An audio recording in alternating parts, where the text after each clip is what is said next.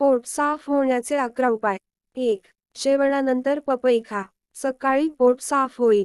2. पपईप्रमाणेच सफरचंद, नाशपती, लिंबू, संत्री, पेरू, किवी, आलूबुखारा या फळांचं सेवन केल्यानं पोट साफ होतं. 3. रात्री झोपताना ग्लासभर दुधात चमचाभर तूप टाकून उभे राहून प्या. सकाळी पोट भराभर साफ होईल. 4. त्रिफळा चूर्ण कोमट पाण्यात किंवा दुधात रात्री झोपताना घेतल्यास शौचाला साफ होते. 5. जेवल्यावर लगेचच पाणी पिऊ नये. अर्ध्या तासाने प्यावे. 6. कोमट पाण्यात चिमूटभर हिंग घालून ते पाणी रात्री झोपताना प्यायल्यास पोट साफ होतं. 7.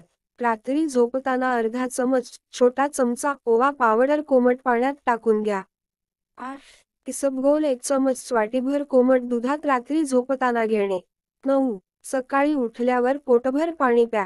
15 ते 20 मिनिटांनी घशात बोट घालून उलटी काढा. यालाच वमन असं म्हणतात. याने पोटातील घाण बाहेर पडते.